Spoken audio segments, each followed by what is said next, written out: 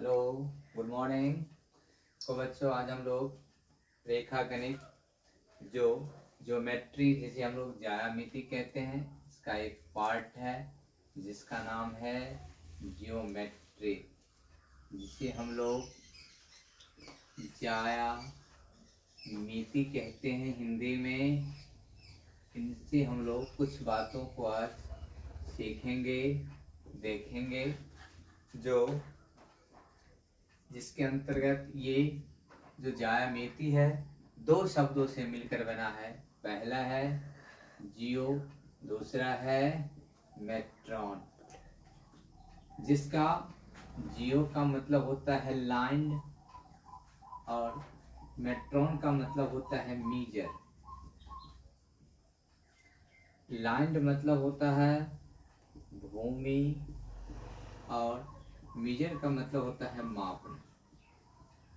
बच्चों, अगर इस दोनों शब्द को हम लोग आपस में जोड़ देते हैं तो वह बन जाता है भूमि मापना।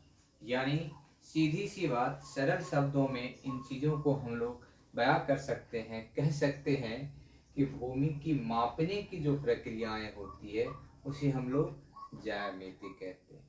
इसके अंतर्गत बहुत ही छोटी छोटी बातें हैं जो बहुत ही महत्वपूर्ण है। अगर इसे हम नहीं जानते हैं तो हमें ज्योमेट्री यानी ज्यामिति को समझने में बहुत ही कठिनाई होती है। इसलिए हम लोग इन बिंदुओं को निश्चित रूप से बहुत ही सीरियस होकर के पढ़ने का प्रयास करते हैं, जिसमें पहला मैं इनिशिएट करने जा रहा हूं जिसे हम लोग पॉइंट कहते हैं, जिसका हिंदी नाम होता है बिंदु।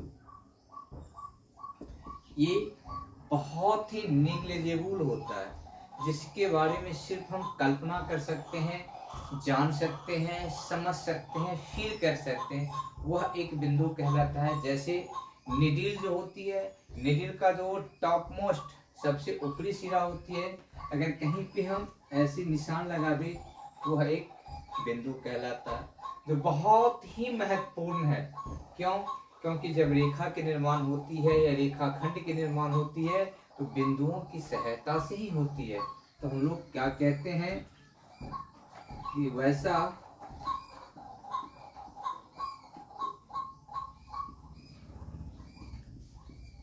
ज्यामिति आकृति जिसमें न लंबाई न चौड़ाई और न